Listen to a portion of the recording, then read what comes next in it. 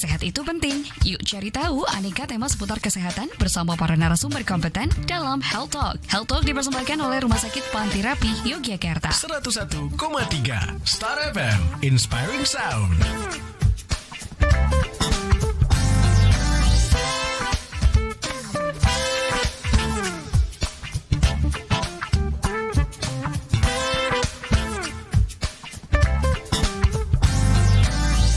Dari Jalan Amis Angci nomor 41 Yogyakarta 101,3 Star FM Inspiring Sound. Wow, happy Monday pendengar. Kaget ya kenapa sore-sore Ardi bisa menyapa Anda? Nggak apa-apa, karena ini akhir bulan yang membawa berkesemangatan gitu ya menuju ke akhir tahun di tahun 2022 menuju ke tahun 2023.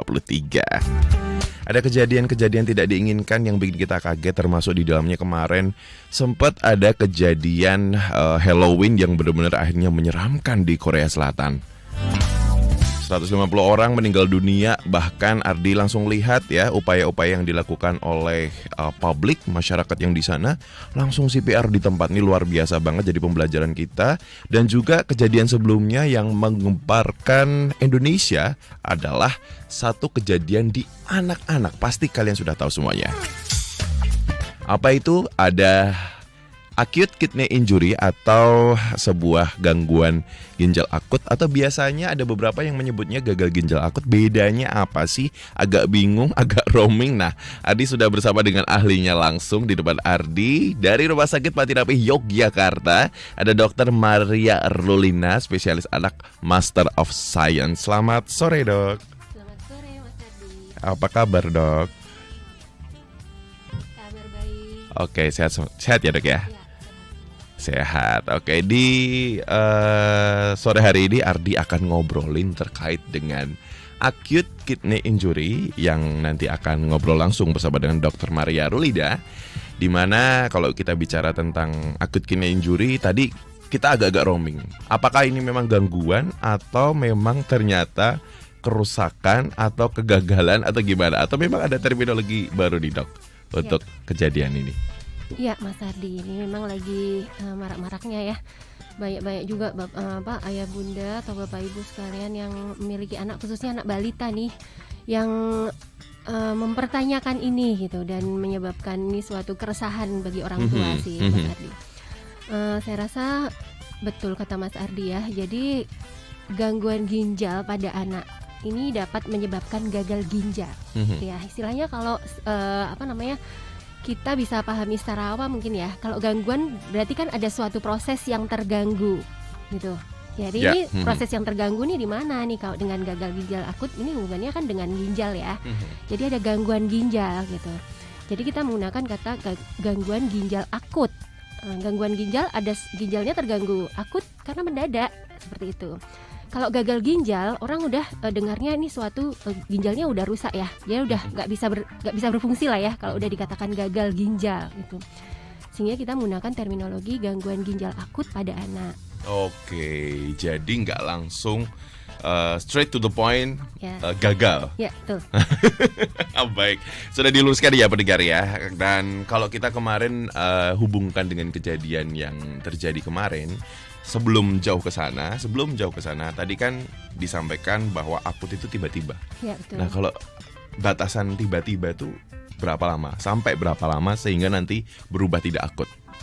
Dikatakan akut ya untuk semua penyakit aja, infeksi virus yang akut, infeksi bakteri akut, itu prosesnya sebenarnya dalam waktu 7 hari gitu. Lebih dari 7 hari udah dikatakan suatu hal yang kronis nih gitu. Jadi kan beberapa kasus gangguan ginjal akut ini kan sebenarnya bisa terdeteksi ya dalam 7 hari nih. Cepat sekali terjadi progresivitas, maksudnya seperti itu. Secepat itu ya? Ya, betul, itu namanya akut ya. Makanya kita nggak sampaikan gagal ginjal ya, tapi gangguan ginjal akut supaya nanti tata laksana lebih lanjutnya lebih jadi lebih baik gitu. Jadi pada anak-anak dengan gangguan ginjal akut, dengan tata laksana yang tepat, tata laksana yang baik, dan orang tua juga lebih aware, sehingga prognosisnya pun akan baik, seperti itu. Mungkin yang mulai kita lebih sampaikan ke orang tua. Oke, dan angka kematiannya kemarin cukup besar ya, Dok, ya, di Iya. Indonesia ya. Kemarin emang dilihat dari Jumlah. data jumlah ya Mhm. dari Ikatan Dokter Anak Indonesia. Kalau dibandingkan dengan data-data sebelumnya kan memang Agustus ini terjadi suatu peningkatan diagnosis pada anak balita dengan gangguan ginjal akut. Di mana dari beberapa kasus juga didapatkan angka mortalitas yang tinggi seperti itu. Tapi beberapa juga disampaikan nih karena kasus-kasus yang ada kan memang sudah masuk di rumah sakit pusat ya, rumah sakit besar. Dan rata-rata memang sudah dalam kondisi kritis. Tuh, nah Oke. untuk diketahui juga padahal gangguan ginjal pada anak atau gagal ginjal pada anak ini sering terjadi hampir sampai 30% pada anak dengan kondisi kritis. Oke. Gitu. Jadi kalau dia memang sudah kondisinya kritis, yang terjadi adalah istilahnya multi organ failure ya. Oh, Akhirnya oke. kegagalan semua organ dapat terjadi. Seperti itu. Jadi nggak cuma di ginjal doang, Ya. sudah banyak di betul. ginjal, sudah banyak di organ-organ Ya, lain. dan melibatkan organ lain yang menyebabkan memang semakin tingginya angka mortalitas seperti itu. Nah, kalau kita bicara tentang angka kejadian kemarin, nah diduga adalah konsumsi obat sirup paracetamol yang notabene udah happening banget nih dari kecil. Ardi juga konsumsi ini juga nih waktu ibu kecil. Ardi ke dokter spesialis anak pun juga biasanya dikasih paracetamol juga. Nah, diskusi di masyarakat kemarin, paracetamol ini apakah memang ternyata merusak ginjal atau seperti apa nih dok sebenarnya? Ya, pada prinsipnya ya, masalahnya nih obat yang mengandung istilahnya kalau yang sudah orang banyak tahu ya dari diduga karena ethylene glycol atau diethylene glycol ini yang terkandung dalam sirup ya, Mas Ardi. Dan obat sirup di sini kan tidak hanya paracetamol. Dan memang obat-obat yang beredar itu yang rata-rata ibu atau orang tua membeli dengan istilahnya obat bebas pada anak-anak dengan gejala demam atau gejala influenza mungkin adalah obat-obat di apotik, dan saya rasa rata-rata mereka kadang-kadang tidak menggunakan yang murni paracetamol saja gitu. Jadi istilahnya ada beberapa kandungan di dalamnya. Misalnya ada obat batuk, pilek, paracetamol menjadi satu gitu, yang dia minumkan mungkin bisa setiap 4-6 jam sekali, kadang-kadang seperti itu. Dan sebenarnya kalau beberapa ikutin ya dalam beberapa literatur itu ethylene glycol dan ethylene glycol itu kan sebenarnya juga dia salah satu sebagai penstabil atau mencampur sirup ya gitu. Tapi hanya kan dosisnya ya Mas Ardi ya gitu, karena dari kasus yang mungkin WHO sampaikan ada kejadian di Gambia itu yang diduga karena di ethylene glycol itu yang terkandung pada sirup atau obat yang di dalamnya tergantung senyawa tersebut, ternyata memang ditemukan pada beberapa anak yang terjadi gangguan ginjal akut pada anak. Seperti itu sih Mas Ardi. Jadi mungkin kita ambil positifnya aja Mas Ardi ya gitu. Mungkin bagi orang tua yang punya anak balita atau ayah bunda sekalian untuk tidak tergesa-gesa memberikan terapi pada anak dengan gejala demam mungkin, kemudian batuk pilek baru di awal. Kadang-kadang mereka kan udah heboh kan. Kadang-kadang kalau itu udah kadang-kadang kok WA juga udah, dok dikasih obat apa nih biar nggak berlanjut sih batuk pileknya gitu. Betul. Iya, itu balik lagi pendengar, sifatnya masih diduga ya dok ya. Betul. Sifatnya masih diduga, belum ada publikasi secara resmi dari WHO juga ataupun dari Kementerian Kesehatan Republik Indonesia ya terkait dengan ethylene glycol tersebut. Walaupun pada dasarnya sebenarnya ethylene glycol itu sudah ada di obat sirup sebelum-sebelumnya ya. Kandungan-kandungan itu sebenarnya ya. Kalau dari baca-baca atau dari literatur atau yang disampaikan kan sebenarnya sudah ada ya gitu. Hanya berapa sih dosis yang memang menyebabkan dia intoksikasi ya gitu. Kalau beberapa kasus sih kemarin atau yang disampaikan sih seperti itu.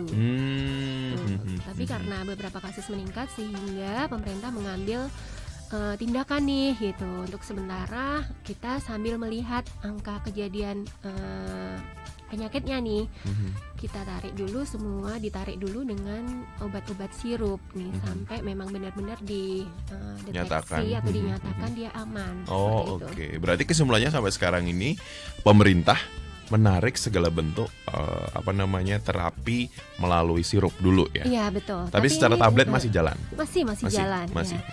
Tapi ini sudah beberapa yang sudah disampaikan oleh Badan POM juga dari pemerintah juga bahwa beberapa obat sirup sudah diizinkan Oke. digunakan. Sudah di reassessment ya, Ya, betul. dinyatakan Ya. safe di Pendengar ya.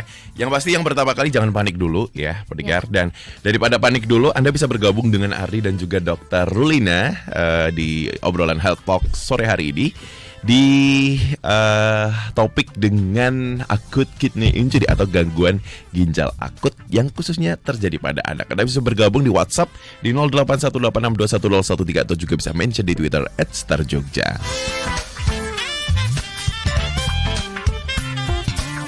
Oke, kemudian kita bicara tentang si objek yang kena nih dok. Nah ini kan sebenarnya obat sirup pun juga Ardi kadang masih minum obat sirup nih.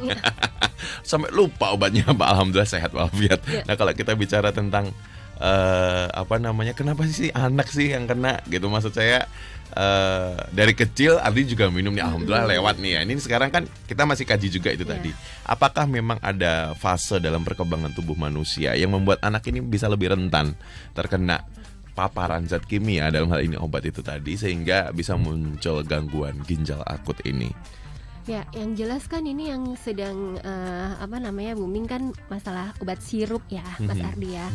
Dan memang rata-rata yang minum obat sirup itu anak-anak, Mas Ardi gitu. Oh Jadi, iya. anak yang lebih besar yang dia mampu, atau anak yang sudah mampu minum obat Tablet. dalam tablet atau dalam kaplet aja, dia lebih memilih untuk minum tablet daripada minum sirup gitu. Karena Pahitnya sirup lama tuh, ya. benar, pahitnya lama, butuh jumlah yang lama, Iya, banyak ya kan iya, gitu. iya, Jadi iya. mungkin di situ kalau memang diduga karena itu seperti itu. Tapi pada prinsipnya sih gangguan ginjal pada anak ini tidak berhenti di intoksikasi obat sebenarnya, Mas Ardi ya. Itu kita juga mesti ngerti nih ayah bunda semuanya nih untuk mengerti sih gejala-gejala awal nih yang penting nih, Mas Ardi. Oh, Saya iya. rasa ya gitu, Iya, supaya betul. tidak terjadi gagal ginjal nih. Padahal yang terjadi saat ini sih pada anak itu prinsipnya satu, beliau kan kalau anak balita ini kan memang suatu proses pertumbuhan dan perkembangan ya. Imunitasnya juga baru berkembang, Betul. rentan terhadap suatu infeksi. Banyak ya sebenarnya. Iya, banyak. Sampai usia nanti dia dibilang stabil. Ya, dibilang stabil. Masa anak-anak ini kan sebenarnya dari usia 0 sampai 18 tahun. Panjang loh Ya, sebenarnya ini panjang pendengar kan? ya. Ya, betul. Tuh, sebelum masa remaja paling enggak kan mereka masih istilahnya masih labil ya, gitu. Jadi yang resikonya memang terjadi gangguan ginjal anak kenapa di bawah 5 tahun, itu kita juga mesti lihat satu, anak-anak di bawah 5 tahun itu risiko terjadi dehidrasi.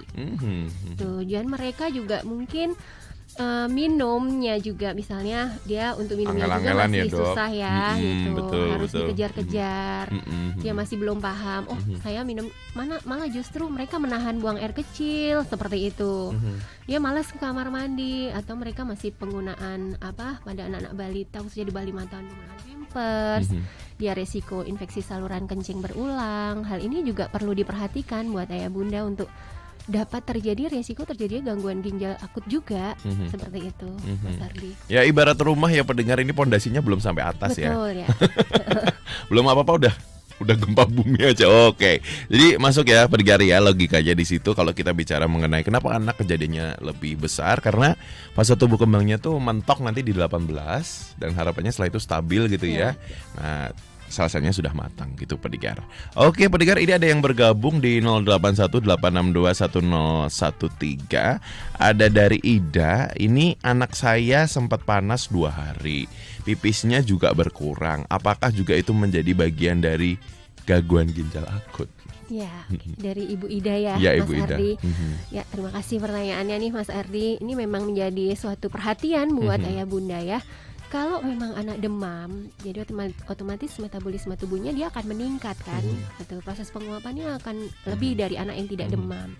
Jadi pertama yang harus diperhatikan adalah kebutuhan cairannya harus cukup. Yes. Tuh.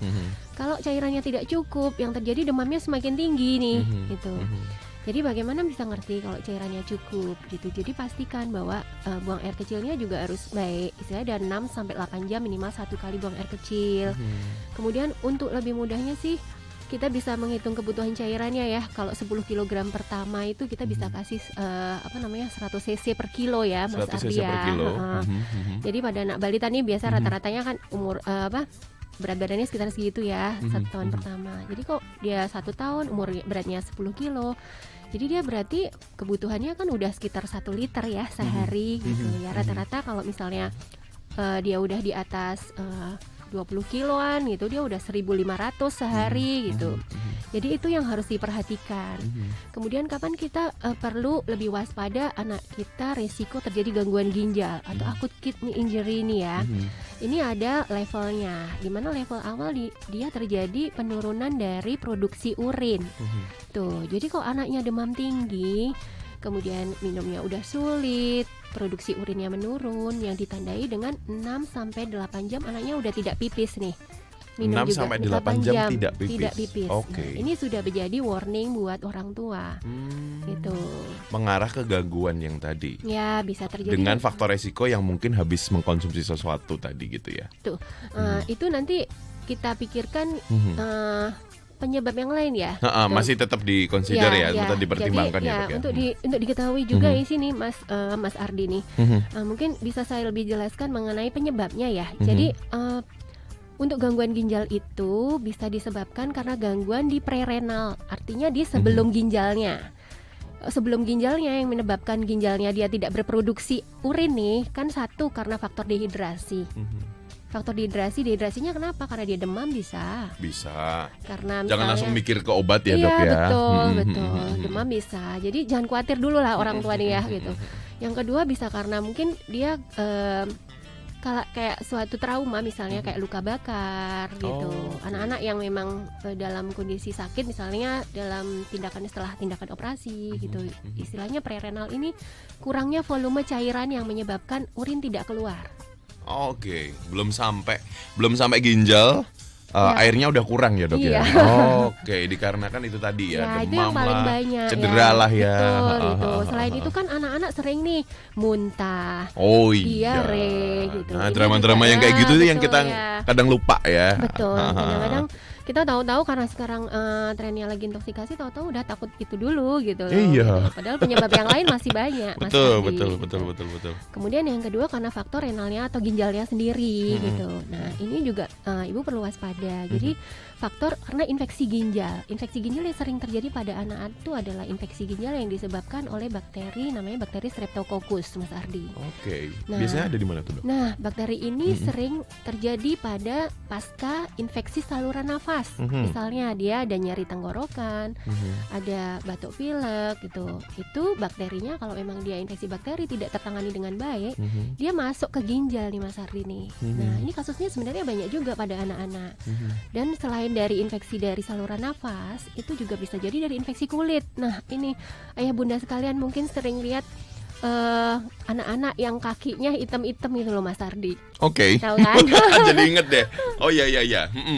Ya itu resiko juga terjadi gangguan ginjal akut gitu. Karena kadang-kadang mereka udah, apalagi anak-anak yang memang anak cowok ya khususnya ya, suka main di mana-mana gitu, main di mana terus sering luka kakinya. Anak-anak yang sensitif, hitam-hitam, luka, digaruk, berdarah, tidak ada pengobatan yang lain. Lupa hygiene. Iya betul, lupa hygiene kadang-kadang gitu. Nah itu kalau terjadi infeksi di situ tidak diobati dengan benar, dia kumannya bisa masuk ke ginjal. Jadi untuk diketahui juga nih ayah bunda nih ya. Itu faktor infeksi ginjal. Oke. Faktor infeksi ginjal aja macam-macam tuh, berikan kulit lah, nafas lah. Makanan bisa ya juga. Kalau dari makanan biasanya intoksikasi makanan yang menyebabkan dia muntah-muntah, jadi dia dehidrasi ya. Betul. Mungkin kalau makanan yang memang nefrotoksik ya, jarang lah yang dimakan anak-anak ya, misalnya yang mengandung alkohol. Iya. Makan juga jarang. Udah difilter sama orang tua juga. Oke, menarik banget nih pendengar, obrolannya semakin menarik nih. Jadi pada dasarnya adalah semakin terbelalak ya, terjelaskan di sini bahwa tidak serta-merta yang lagi tren itu pasti akan seperti itu juga gitu ya. Itu kan memang ada sebuah kejadian, tetapi kita perlu aware juga. Ini ada yang bergabung dari Adisti. Selamat sore Kak Adisti, minta tolong ditanyakan ke Dokter Ulin. Nah, jikalau anak sudah terlanjur konsumsi salah satu obat yang tercemar kurang lebih 2/3 bulan lalu, Oke, ini wah berat nih pertanyaan. Kurang lebih 2/3 bulan yang lalu. Itu bagaimana ya? Apakah harus cek urin atau gimana? Tidak ada keluhan apapun sebenarnya. BAK juga baik saja. Jujur saya khawatir sekali. Terima kasih. Iya. Terima kasih, ini tidak hanya pertanyaan dari Ibu Adisti aja ya, Kak Adisti aja ya nih, Mas Ardi. Ya. Jadi jangan terlalu khawatir. Ya bunda sekalian ya, kalau misalnya memang apalagi obat-obatan yang kemarin diduga mengandung itu kan memang banyak dikonsumsi nih oleh anak-anak gitu. Apalagi ibu-ibu udah gampang nih dok, saya minum ini kemarin bulan ini, terus sekarang keluhannya apa Bu gitu, nggak ada dok gitu. Ya udah nggak usah khawatir gitu. Jadi memang yang sudah diteliti nih, jadi ada stadium intoksikasi ya, istilahnya intoksikasi etilen glikol itu dia cepat sekali ya Mas Ardi ya. Jadi mungkin selama beberapa jam pertama yang terjadi itu setelah konsumsi itu ya, konsumsi obat atau apa yang mengandung senyawa tersebut, dia akan terjadi gangguan perilaku. Atau kalau memang itu gangguan kesadaran lah istilahnya. Tuh.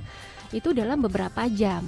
Nah, gangguan perilaku itu berarti pingsan gitu ya dok ya? Iya, gangguan perilaku tuh anaknya jadi kayak meracau gitu. Jadi tidak sadar penuh ya. Nah, kontaknya juga ditanya tidak sesuai dengan apa yang ditanya, misalnya gitu, gelisah. Nggak kayak biasanya. Nggak seperti biasa. Nggak nyambung. Ya, kalau udah orang tua udah biasa sama anaknya mesti ngerti ya. Anak ini kok ada yang beda ya, gitu. Ya. Kemudian dalam fase 4-12 jam pertama nih, jadi mulai adanya suatu nafas cepat, terus kemudian beberapa anak kasus dengan kejang.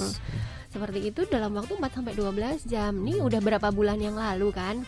Jadi anaknya baik-baik aja, nggak ada keluhan apa-apa. Jadi tidak perlu khawatir ya bunda sekalian. Toh juga kandungan tersebut kan pada prinsipnya setelah diteliti juga kandungan itunya sangat kecil, kandungan senyawa yang diduga itu seperti itu. Hanya karena memang kasusnya meningkat dan memang ditemukan ada penyebab itu di beberapa kasus atau beberapa negara yang menyatakan itu, jadi sementara kita tarik dulu gitu. Jadi saya sampaikan juga kepada orang tua, dok kemarin minum ini paracetamol dok yang diduga ini, lalu sekarang gimana Bu? Anaknya baik-baik aja, ya sudah nggak apa-apa gitu. Seperti itu Mas Tardi. Oke. Pada dasarnya sih nggak harus langsung serta-merta ya bertiga hari ya. Apalagi sekarang tadi di highlight sama Mbak Adis adalah anaknya tuh nggak apa-apa. Tapi perlu cek urin nggak sih di kondisi yang setelah dia udah sekian itu tadi, walaupun sebenarnya mungkin nggak ada tanda gejala something, tapi kan kadang orang sekarang yang lagi kan self diagnosis ya dok. Iya. Ini Google-nya pinter banget kan konsepnya.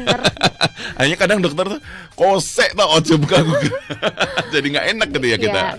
Jadi tadi seperti diagnosis gangguan ginjal pada anak ya. Gangguan ginjal akut itu kan penurunan fungsi ginjal secara mendadak. Yaitu gejalanya adalah memang gangguan produksi urin sama adanya peningkatan senyawa istilahnya urium kreatinin yang menandakan fungsi ginjalnya ada terganggu nih gitu. Jadi kalau misalnya kemarin minum obat itu, toh kalau kita mau mencari kandungan senyawa itu di dalam urin, itu kan tidak semua laborat dapat melakukan ya gitu. Jadi maksudnya cek urin di sini adalah tujuannya untuk melihat anaknya apakah minumnya cukup gitu. Itu bisa dilihat nanti dari warna urin, berat jenis urin, kemudian ada tidaknya infeksi saluran kencing. Seperti itu yang bisa dilihat dari pemeriksaan urin rutin yang bisa dilakukan sehari-hari gitu. Tidak ada salahnya sih Mas Hardi untuk screening ya. Yang jelas selama anaknya buang air kecilnya baik, minumnya cukup, tidak ada gangguan berkemih, itu saya rasa sih masih cukup aman. It's okay lah ya. Tapi kalaupun misalnya Bu Adis dan juga Ayah Adis pengen banget aware, mau ngecek urin ya nggak masalah gitu ya. Memang kalau memang dirasa sempat mengkonsumsi obat yang dianggapnya tercemar itu tadi, it's okay. Baik, ini banyak banget yang bergabung di Instagram dan juga banyak sekali yang bergabung di WhatsApp. Nanti akan langsung Ardi sampaikan ke Dr. Maria Rulina. Ada bisa bergabung di WhatsApp ya pendengar di 0818621013. Tadi sudah disampaikan bagaimana mekanisme bisa kenanya kemungkinan si etil itu tadi ya bisa mengakibatkan intoksikasi yang ada di ginjal. Nggak serta-merta pendengar ya. Nah, kalau misalnya tadi dicurigai ternyata si YBS anak itu tadi mungkin ada tercemar, itu juga sudah disampaikan. Kata kuncinya adalah ada perubahan perilaku di situ, dan itu sifatnya akut. Nggak yang lama tiba-tiba berubah perilaku. Nah, itu beda lagi. Oke, nah apa yang harus dilakukan? Mungkin karena ini kejadiannya adalah panas gitu ya. Nanti kita akan langsung ngobrol ke Dr. Maria Rulina. Apa yang bisa dilakukan oleh masyarakat agar biar tetap safe gitu ya, dan tidak sedikit-sedikit langsung obat, sedikit-sedikit langsung obat, ataupun sedikit-sedikit langsung self-diagnosis. Ini agak serem ya dok ya. Jadi kita bisa bergabung di segmen berikutnya di Health Talk bersama dengan RS Panti Rapih Yogyakarta dan juga Dr. Maria Rulina, spesialis anak Master of Science. Tetap di Star FM 101,3 Star FM, Inspiring Sound.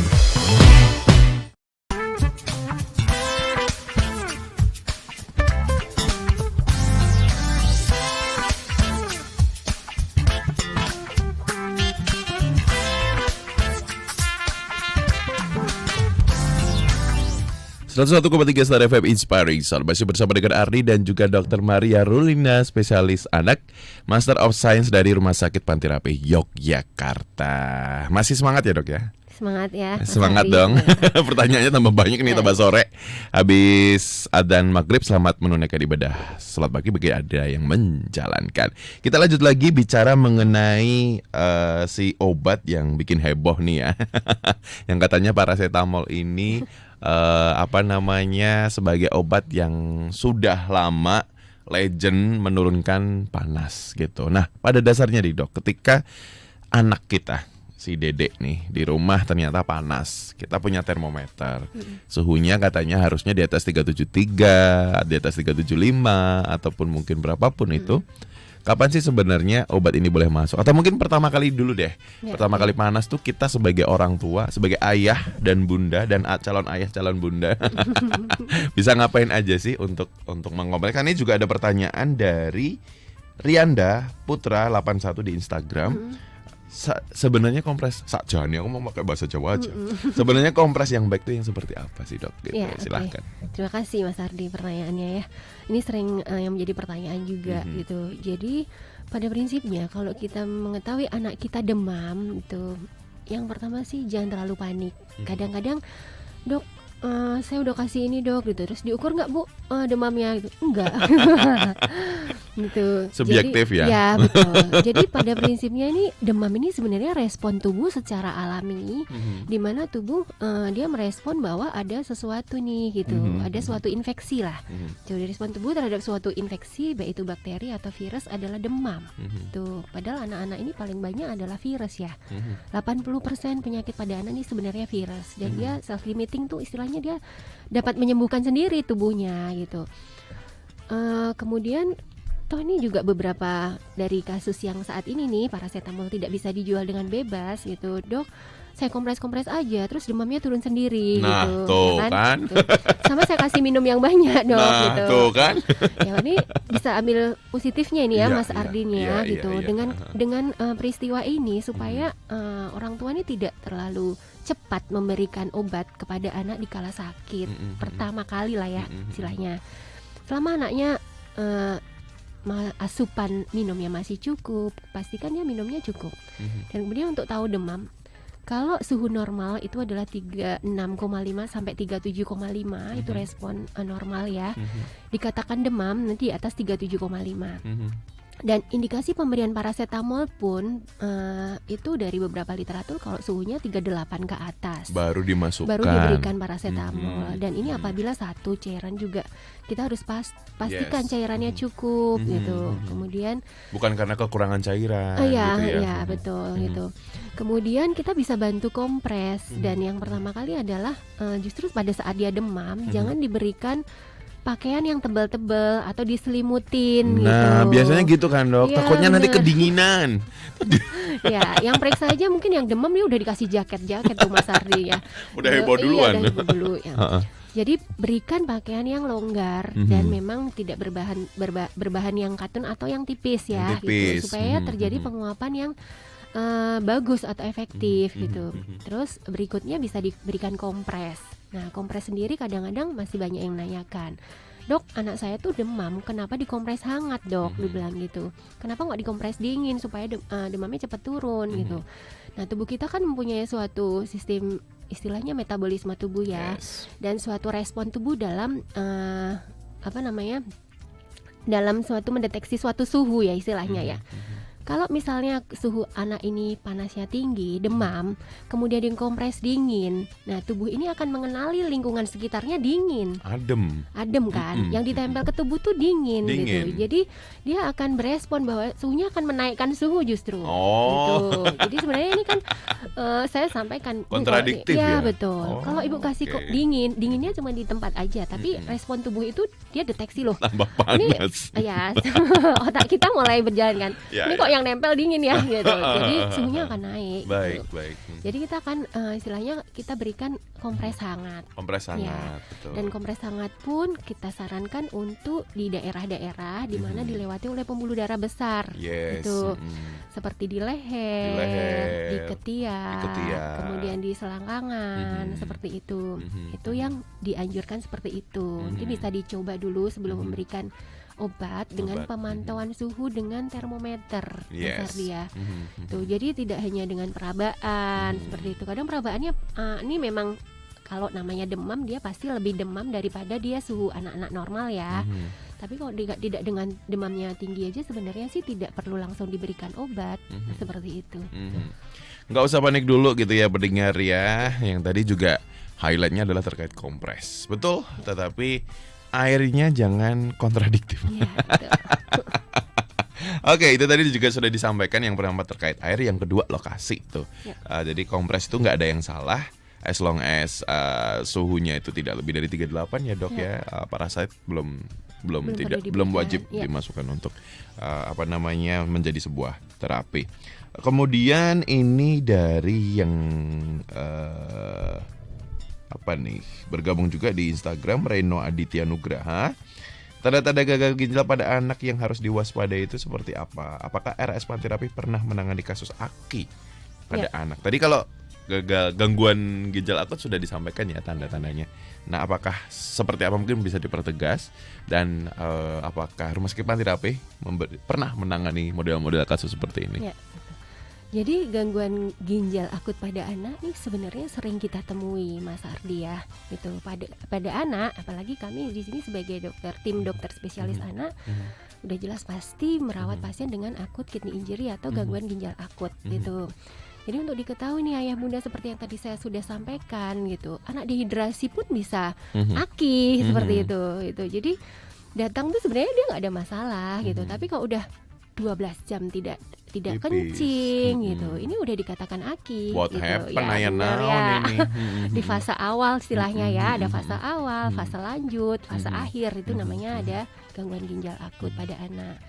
Itu jadi tidak hanya di Panterapi saja ya, semua rumah sakit di Jogja yang ada dokter spesialis anak saya rasa melakukan terapi juga dan merawat pasien-pasien dengan AKI atau gangguan ginjal pada anak seperti itu. Kita bergeser dari panas ke perkara pipis dok. Kalau misalnya ketemu anak, ini kita tutup mata tutup telinga, kita nggak tahu penyebabnya. Apakah karena intoksikasi, apakah karena memang kurang air, atau banyak hal tadi yang tadi disampaikan.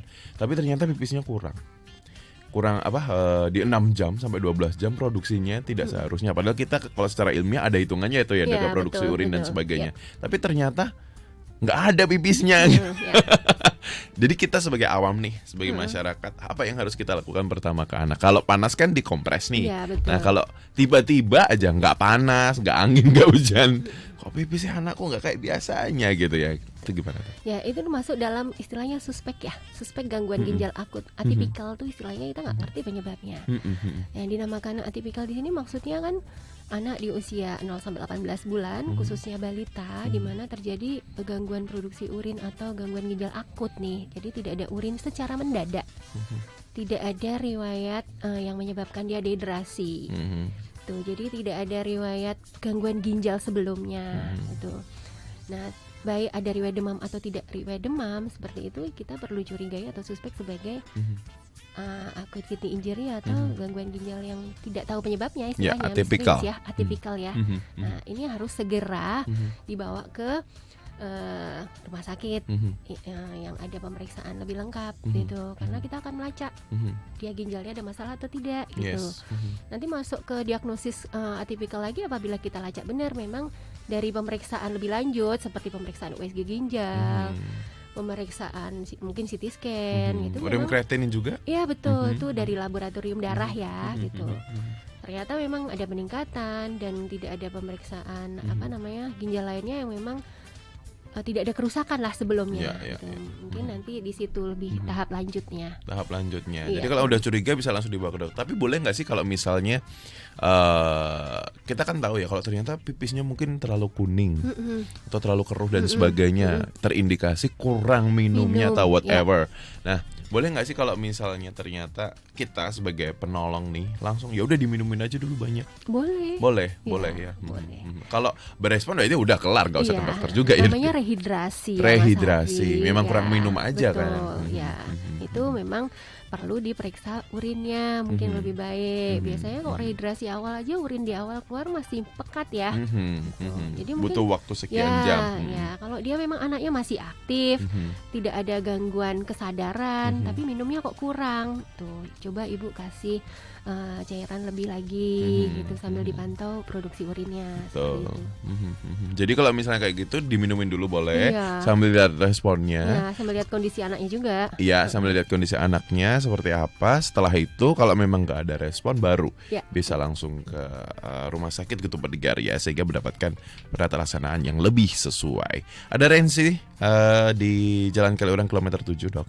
Ini bicara tentang faktor keturunan. Nah, apakah gangguan ginjal pada anak ini bisa karena faktor keturunan?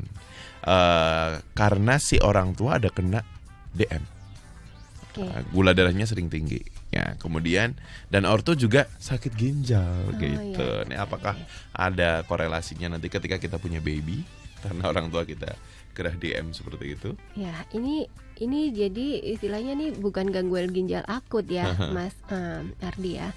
Jadi atau gangguan ginjal akut yang memang tadinya tidak terdeteksi sebelumnya yang disebabkan faktor istilahnya tadi ada faktor prerenal, faktor renal, masalah ginjalnya sendiri atau faktor postrenal gitu. Kalau masalah keturunan ini berhubungan dengan kelainan dari ginjalnya mungkin gitu. Tapi biasanya jarang ya. Istilahnya suatu sindrom tertentu ada yang merupakan faktor genetik yang menyebabkan kelainan pada ginjal. Nah, ini kan sudah di luar diagnosis gangguan ginjal akut pada anak itu. Itu bisa terjadi gitu. Namanya kelainan kongenital yang bisa disebabkan karena genetik adalah suatu sindroma tertentu bisa gitu. Tapi kalau pada ibu yang misalnya ibunya DM gitu kan, ya mungkin faktor risiko itu dapat menyebabkan kedepannya anak mungkin terkena DM juga bisa gitu. Tapi itu melalui suatu proses. Gitu ya. Gak directly ya, gak langsung. Nah, satu proses riwayat hipertensi misalnya. Nah, istilahnya kan penyakit ginjal yang disebabkan karena faktor di luar ginjal. Orang dengan hipertensi bisa disebabkan karena ginjalnya sendiri, bisa disebabkan karena faktor pembuluh darah di luar ginjal seperti itu. Gitu. Kalau hipertensi lama tidak terkontrol, ginjalnya juga bisa terkena. Bisa trouble juga. Betul. Jadi itu saling berhubungan. Betul. Saling berhubungan tapi tidak bersifat akut ya dok ya. Betul. Itu prosesnya cukup panjang, Rensi, yang ada di Jalan Kaliurang kilometer 7. Baik, ini ada juga bergabung dari Yudi ini. Bapak-bapak nih gantian setelah tadi mama-mama, ini ada bapak-bapak Yudi. Ini kalau kita bicara mengenai panas yang ada di anak, katanya kalau lebih dari 39 itu bisa bikin kejang.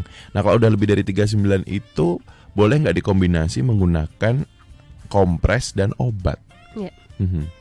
Ya, sepertinya ini punya riwayat kejang. Ya, pada anak-anak dengan riwayat kejang demam, mungkin di range suhu 37,8 ke atas mungkin sudah perlu diberikan penurun panas. Oke. Ini yang kondisi tertentu ya, dok ya. Kondisi tertentu gitu. Apalagi kalau yang memang istilahnya adalah range ya, ambang dia sensitif begitu demam tinggi kejang gitu kan. Oh, ada yang model seperti itu. Ada namanya riwayat kejang demam. Kita harus lebih waspada dengan demamnya gitu. Kalau 39 udah tinggi sekali Heboh itu banget Kak, ya, panas banget itu. Jadi sebelum 39 kalau suhunya udah 38 sebaiknya segera diberikan cairan cukup, paracetamol dibantu dengan kompres. Seperti Oke, itu. combine dua-duanya. Iya. Paraset, cairan, terus kompres. Oke, ini lewat semua sisi ya. Secara kimiawi, secara swamedika semuanya masuk Iya, ya di betul. situ ya pendengar ya. Nah, kemudian ini ada juga yang bergabung. Oh, ini baru saja bergabung dari Tini. Apakah ada pemberian kompres berlebihan mengakibatkan suhunya jadi kedinginan? Mungkin maksudnya hipotermi kali Iya, ya, Dok, ya. benar. Ada nggak sih kalau misalnya suhu yang pemberian kompres terlalu lama, akhirnya oke udah tuh tapi kademen setelah itu sih bocahnya. Jadi pemberian kompres pun juga kita mesti pantau ya, Iya, Mas Ardi ya gitu. Jadi tadi yang dianjurkan kan kompres hangat. Jadi kalau kompres kan pasti kita pantau lah ya, nggak kita tinggal terus kita dikompres terus ditinggal seperti itu. Dengan pemantauan suhu tetap gitu. Kalau misalnya kompresnya itu sudah mulai dingin gitu dan diraba memang anaknya sudah dingin, Udah istilahnya udah enakan. enakan, kan kita tidak perlu lanjutkan dengan kompres. Tuh yang resiko hipotermi mungkin anak yang lebih kecil, misalnya di bawah 1 tahun seperti itu. Itu yang perlu dipantau. Jadi untuk mengurangi resiko hipotermi, pastikan kompresnya kalau sudah dingin ya diganti gitu. Kemudian kalau memang suhunya sudah turun di bawah 38 ya mungkin bisa dihentikan seperti itu Mas Ardi. Oke, itu tadi ya pendengar ya, awareness juga terkait kompres. Iya. Jadinya kademen juga, ini nggak cuma pada anaknya, dewasa Iya, dewasa kademen juga. juga ya. Baik, itu tadi pendengar obrolan kita nggak kerasa udah 1 jam, tinggal 5 menit ya kebersamaan. Mungkin ada closing statement Dr. Ya, Maria oke. terkait dengan awareness-nya seorang ayah bunda yang ada di rumah berbicara tentang gangguan ginjal akut, atau mungkin ada sesuatu yang mungkin belum tersampaikan, silahkan. Iya.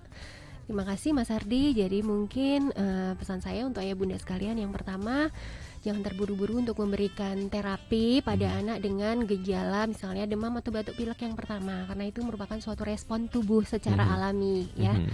Apabila sudah didapatkan gangguan-gangguan yang misalnya meragukan, misalnya buang air kecilnya mulai berkurang, khususnya bila dipantau dalam 8 jam anak tidak buang air kecil atau badannya semakin demam tinggi, segera dibawa ke layanan terdekat. Yes. Itu untuk dapat terdiagnosis lebih lanjut. Kemudian yang berikutnya untuk diketahui bagi orang tua bahwa jangan terlalu panik nih dengan situasi yang saat ini.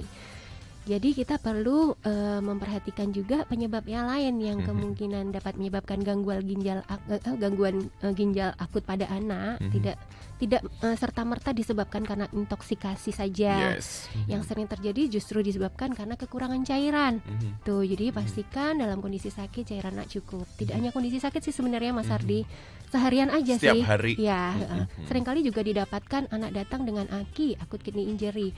Ternyata anak ini dengan infeksi saluran kencing gitu. Oke, kurang hygiene Ya aja. betul, itu juga dapat menyebabkan gangguan ginjal akut pada anak gitu. Itu mungkin pesan saya sih Mas Ardi.